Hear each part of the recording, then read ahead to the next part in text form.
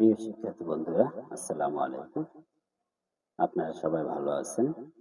ইংরেজি শেখার এক দারুণ পদ্ধতিতে স্পোকেন ইংলিশ। আজকে আপনাদের সহজ পদ্ধতিতে স্পোকেন ইংলিশ শেখাবার চেষ্টা করব।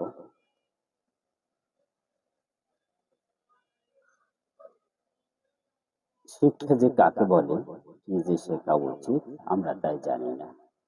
10টি বছর ধরে অন্তত 100টি বইয়ের সাথে নোট, ব্যাকরণ পাঠ করে মেট্রিক পাস করে এসেছি।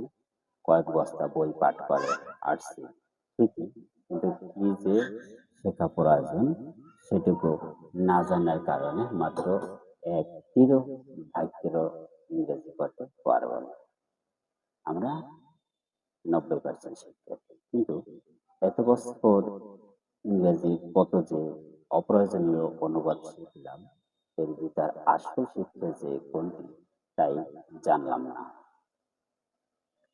সে কারণে সমাজের চাহিদা মেটানোর জন্য সহজ পদ্ধতিতে আমার লেখা। যে কোনো ভাষা শেখার দুটি পথ। নাম্বার 1, পুঁথিগত বিদ্যা। নাম্বার 2, প্র্যাকটিক্যাল বিদ্যা।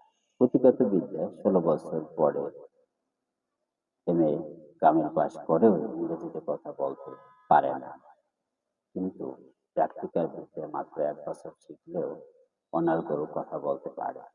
যেমন কোনো লোক আমেরিকা 1 বছর কাটিয়ে আসছে, সে যতটুকু ইংরেজি বলতে পারে এদেশে বসে 16 বছর পরেও এমএ কামিল পাস করলেও তার সমান বলতে পারবে না।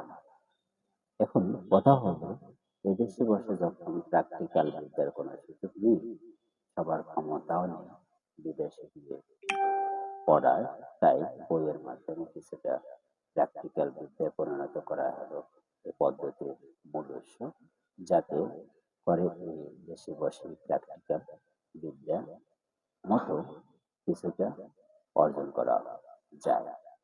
পড়া নয় জাদুর ছোঁয়া, জাদুর বাবা ভুলতে পারবে না, বইয়ে পড়া ফিরোজ আলম। আমি আস্তে আস্তে চেষ্টা করব প্রত্যেকটা চ্যাপ্টার ধরে ধরে আপনাদের শিক্ষাবার। আজকে প্রথম চ্যাপ্টারে সাবজেক্ট নিয়ে আলোচনা করব। আমাদের জীবনের যত কাজ, যত কথা ও অতীত, বর্তমান, ভবিষ্যতে কেন্দ্রিক কালের যে কোনো একটির মধ্যে পড়বে। ইহা ইংরেজিতে বলতে চাইলে সর্বপ্রথম মাত্র দুটি জিনিস জানতে হবে। নাম্বার 1, সাবজেক্ট নিরূপণ করা। নাম্বার 2, 12 প্রকার টেন্সের ফর্ম সম্পর্কে জ্ঞান অর্জন করা।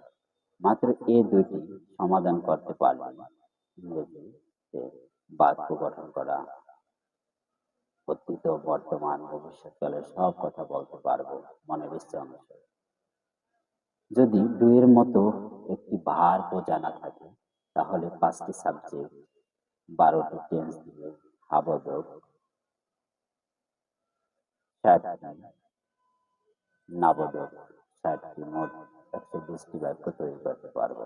যা বিশ্বাস না হলেও সত্য। এগুলোকে প্রশ্নবোধক করলে আরো 120টি বাক্য হয়, তাহলে 120 আর 120 240টি বাক্য গঠন করতে পারবো মাত্র একটি ভার্ব দ্বারা। এমনিভাবে 2 ভার্ব দিয়ে 240টি কথা নিজের মনের ইচ্ছে অনুসারে গঠন করা যায়। তবে ডু, ইট, বি, কাম এরূপ অন্তত 10টি শব্দ জানা থাকলে 240 গুণ 10, 2400টি বাক্য গঠন করতে আর কোনো বইপত্র বা কোনো ওস্তাদের প্রয়োজন হয় না। তাই সাবজেক্ট সম্পর্কে আমরা জানবো, তাই সর্বপ্রথম সাবজেক্ট চিনতে হবে। What is subject? সাবজেক্ট কি? যার দ্বারা সেন্টেন্সের কাজটি সম্পন্ন হয় তাকে সাবজেক্ট বলে। সাবজেক্ট 5টি: আই, ইউ, হি, সি, দে এবং যে কোনো নাম। আমি, আমরা, তুমি, তোমরা, সে, এটা, তাহারা। শুধু হি, সি, ইটের ক্ষেত্রে বাক্য গঠনের সময় ডু এর সাথে নিয়ম অনুযায়ী এস বাই এস যোগ হবে। অর্থাৎ he does, she does, it does হবে।